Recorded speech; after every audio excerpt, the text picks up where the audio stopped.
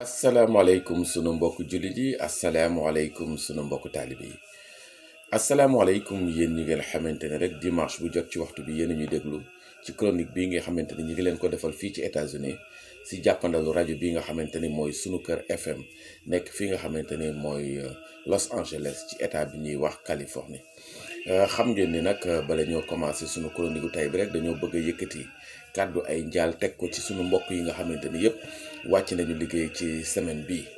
waaw muy loo xamante ni ñu ngi ciy jiital ki nga xamante ni mooy sëñ Atou Diagne doon ki nga xamante ni moo yoroon le mouvement Moustachidine moo yoroon le mouvement Hizbut Tarqiyyah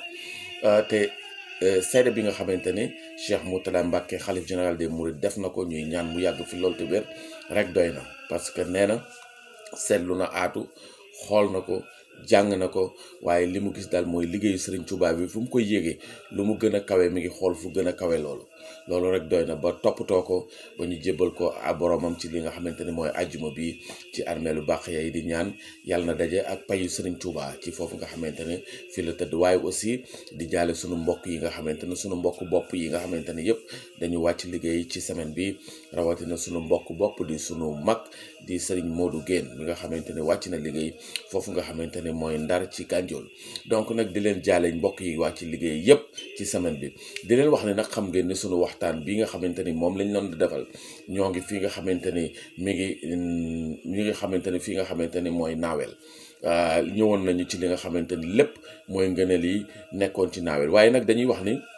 su fekkee ni dañuy dem naawel il faut que ñu tudd maam Asta Walo Mbacké moom mi nga xamante ni moo juróon ki nga xamante ne mooy sëñ Mousso Bousso jur ñi nga xamante ne aussi mooy maam Jaara Bousso ak njabootam gi yëpp waaye nag suñu ne leen naawel dañoo bëgg a wax nag ni naawel mooy loo xamante ni dañ koo mayee mooy loo xamante ni cadeau la ku ñu may nag ab dëkk may la suuf su yaatu xam naa ne war ngaa mën a def lu rëy loolu nag ki ko def mooy sëñ Bousso Bousso xam ngeen ni ki nga xamante ni mooy Gédel Mbodj bi mu bëggee doon li nga xamante ni mooy buur Saalum xam ngeen ni dafa ko waxoon ni ko daal dajeeg moom ni na ko ñaanal donc nag xam ngeen ni famille Mbusoobe bi nga xamante ne ñoom ñi ngi jógee Afia Jolof ñëw fi nga xamante ni moom mooy naawel loolu moo waral seen toxu boobu nga xamante ne toxu nañ ci dëkk boobu tuddee ko naawel donc nag xam ngeen ne seen Mbusoobe Bousso ñoom la famille Bousso def nañu lu mat Afia Jolof lu ëpp fanweeri at loolu la historiens yi wax waaye xam ngeen ni bi ñu nekkee foofu nga xamante ne mooy Afia Jolof xam ngeen ni ki jur sax sëñ Mbusoobe Bousso muy sëñ Ma Bousso wala ñu ko wax sëñ Mohamed Bousso di ki nga xamante ne moom mooy waajuru maam Jaara Bousso mi ngi tëdd foofu nga xamante ni mooy Afia Jolof donc loolu moo waral ñu jóge fi nga xamante ni mooy Afia Jolof ñëw fi nga xamante ni mooy naawel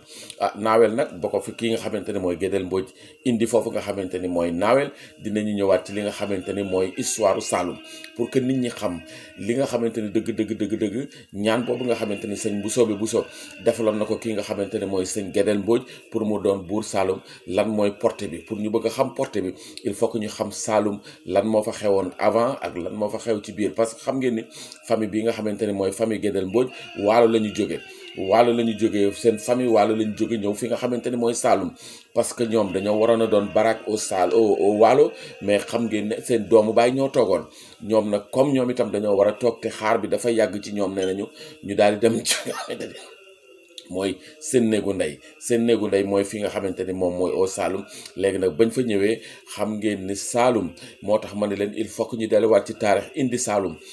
bi nga xamante ni nag contrairement au Sine bi nga xamante ni ña fa nekkoon ñëpp ay séréer lañu waaye xam ngeen ni Saloum doon na dëkk boo xamante ni séréer yi bari woon nañ fa wolof yi nekkoon nañ fa mandeng yi nekkoon nañ fa alpulaar yi nekkoon nañ fa donc dafa doon zone bi nga xamante ne moom la ñuy wax zone cosmopolitique donc nag ñooñu nga xamante ni ñoom ñoo ñëw foofu nga xamante ni moom mooy Saloum nag bëggoon nañu doon buur xam ngeen ni nag Saloum ka fa jëgg doon buur mooy Mbégaan Ndour xam ngeen ni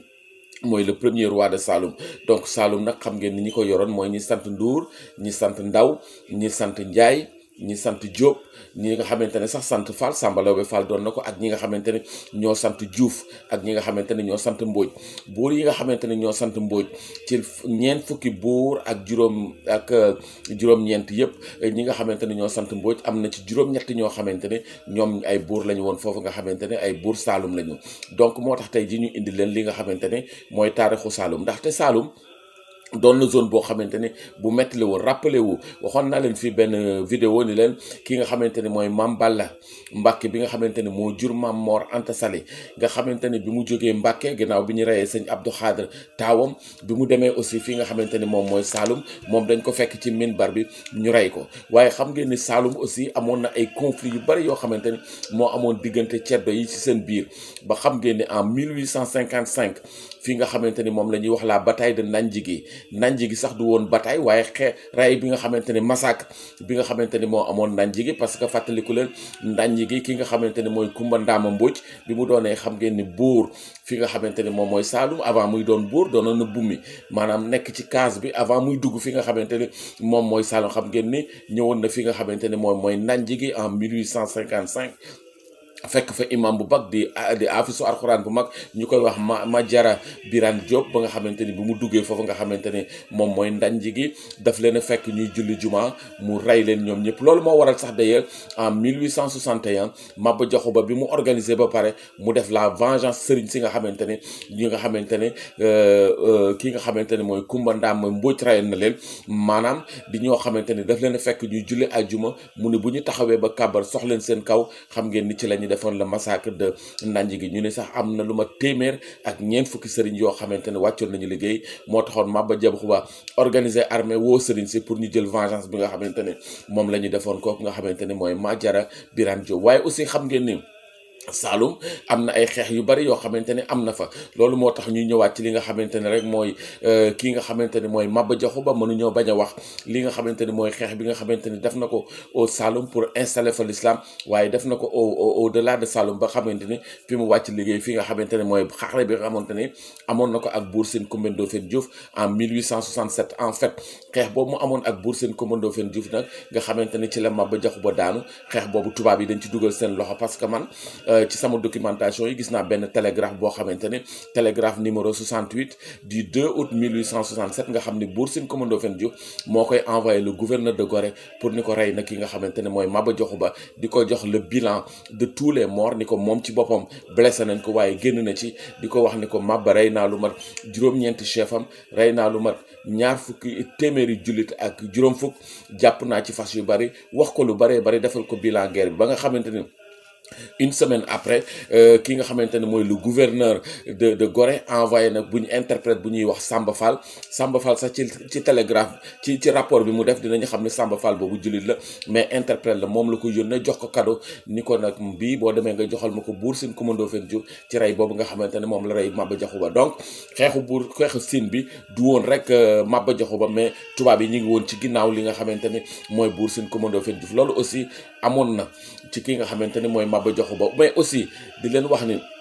ki nga xamante ni mooy Gédel Mbodj nag nga xamante ni moo doonoon le 42e roi fi nga xamante ni moom mooy Saalum nga xamante ni ki ko ñaanaloon mooy sëñ Bousso nga xamante ne mu indi ko foofu nga xamante ne mooy naawel dëkkal ko fa dëkkal boobu nag ba mu ñëwee ba dëkk nag la koy doog a wax ni ko nag damaa gis sa xam-xam mu bari lool te bëgguma sëriñ si seeneen di gis la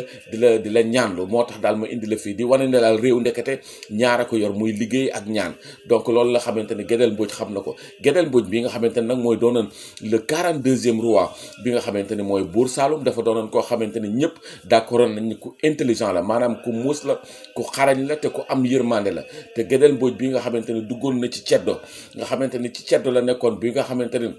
mi nga xamante sëñ Musobe mujj na dugg ci li nga xamante ni moom mooy diine l'islam ñu bari nag ñi ngi wax naar yi ñoo ko tuubal mais en fait Gédel Mbodj ki ko dugal ci l'islam mooy sëñ Musobe Bousso bi nga xamante ni moom moo dëkkoon fi nga xamante ni moom mooy naawel di leen wax ni Gédel Bousso boobu Gédel Mbodj boobu nag doonoon na buur boo xamante ni nee naa leen ko am yërmande la parce que xam ngeen ni bi nga xamante ni mi ngi nekk ci li nga xamante ni mooy conflit yi xeex na ak Sayer Matiba mooy taawu Maba Jaxu Ba parce que Sayer Matiba daf ko mës a yónnee li nga xamante ne mooy sijaada yónnee ko saafara yónnee ko ñetti nit ni ko na dugg ci lislaam yónnee ko puso ak wëñ ni ko bu duggul ci lislaam dina doon koo xamante ni moom dana ñëw attaqué ko foofu nga xamante ni fi la dëkkoon xam nga ni Gédel Mbodj ñetti émissaires yooyu ñëwoon daf leen a jël def leen ay ceddo déguisé leen def ko message yónnee ko ki nga xamante ni mooy Sayer Matiba di ko wax ni ko man islam kenn du ma force di ma ci dugg bu ma ciy dugg maa ci duggal sama bopp ba xam ngeen ni histoire boobu ni mu demee mooy Sayer Matiba bi nga xamante ne mooy taawu Maba Jaxu Ba bi mu attaqué ki nga xamante ne mooy Gédel Mbodj dafa rey li nga xamante ne mooy yaayu Gédel Mbodj muy Kumba Daga donc xam ngeen ni nag Gédel Mbodj bi mu jëlee revanche nag léegi ba jàpp ki nga xamante ne mooy Mati Ndiaye di waajuru ki nga xamante ne mooy Sayer Matiba fekk Sayer Matiba daaw na dem fi nga xamante ne moom mooy Gambie d'ailleurs Sayer Matiba sax Gambie lañ ko denc donc léegi xam ngeen ni léegi bi mu jàppee yaayam dafa laaj yaayu ki nga xamante ne mooy Sayer Matiba ni ko bisu tey bi lu mu lay fàttali mu ne ko mi ngi may fàttali bis bi sama doom Sayer Matiba jàppee sa yaay rey ko muy Kumba Dagga mu ne ko bis boobu nag du mel ni bis bi tey jii dama lay bàyyi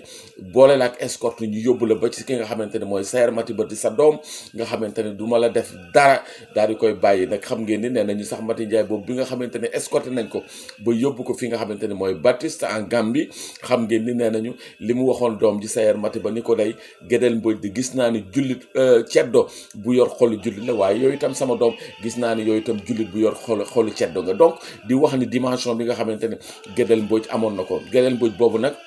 nee naa leen il était intelligent def na 18 combats yoo xamante ne benn rek moo ko ci rëcc donc doon koo xamante ni kooku moo jox sëñ Bousso fii nga xamante ni moom mooy naawel donc nag Gédel Mbodj boobu nga xamante ne aussi moo doon buuru Saalum nañu wax ni ku amoon xam-xam la moom itam ci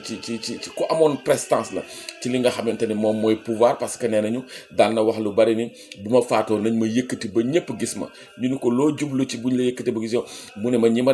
daan raamal ñi nga xamante ne buñ ma gisee dañuy tiit ñi nga xamante ne bu ñu gisee dañ naan buur bi ñëw na di ma jox respect dama bëgg ñu xam ni yàlla suñu borom moom rek mooy kenn te yàlla moo yor nguur lépp day jeex donc nag Gédel Mbodj doonoon na koo xamante ni buur bu gëm la woon ndaxte nee naa leen nekkoon na ci ceddo waaye dugg na ci li nga xamante ne mooy diina l'islam ci la mujjee ñu bari sax nee nañu fii nga xamante ne mooy Medina Baye mas na faa ñëw taxaw fa daal ni fii de kilifa gu mag dina fi feeñ muy ki nga xamante ne muy sëriñ Abdoulaye Niass oo sëñ Mohamed Niass da sëñ Abdoulaye Niass bi nga xamante ne moo jur Cheikh al Islam donc loolu lépp di li nga xamante ne mooy Gédel Mbodj pour ngeen comprendre li nga xamante ne mooy Saalum li fa amoon conflit yi dafa metti donc ñaan boo xamante ne am na ci kawam ba mu doon buur te ñoom ñu jógee fi nga xamante ne moom mooy Waalo doon na ñaan boo xamante ne bu rëy la di leen terminal ci li nga xamante ne rek mooy sëñ Bousso doonoon na koo xamante ni doomam ji Cheikh Omar Fouti Bousso waxoon naa leen ko moom la tuddee El Hadj Omar Fouti Tall mook Serigne Touba ci Zahir ñoom maase parce que ñoom ñaan ñëpp 1853 la waaye phénomène bi nga xamante ne moom la ñuy gis mooy Mame Mor Anta Sali bu daan dem di wuy ji xeex day jàpp ci loxo Xaadimu Rasuul waaye aussi ki nga xamante ni mooy sëñ Bousso bu daan dem di wuy ji Maba Jaxu Ba day jàpp ci Cheikh Omar Foutiyou Bousso donc di leen wax ni mag ñi sàmm gi nga xamante ni moom la ñu bëggoon l'islam tax na ba bu ñuy dem guerre dootuñu xool sax ni njaboot gi dañ leen di làq waaye dañuy ànd ak seen njaboot di leen initier donc Serigne Touba màgg nag dans un environnement de guerre loolu nag dafa am importance parce que sëñ bi fi mu jaar ñëpp dañuy def guerre pour taxawal l'islam sëñ bi ñëw woote li nga xamante ne mooy jihaatu nafsi donc sëñ Touba doon synthèse ci li nga xamante ne mooy action yi sëriñ si doon def donc lii tey moo doon seen chronique di leen jox rendez-vous incha allah dimanche prochain ñu ñëwaat ci beneen côté ci li nga xamante ne rek mooy naawel di leen sant di leen gërëm di ñaan yàlla nañ yàlla may dimanche yu jàmm sunu mbokk yi nga xamante ni yëpp wàcc nañu liggéey yàlla na leen yàlla jéggal te tàbbi leen aljanal firdawsi ci barke diine l'islam jërë ngeen jëf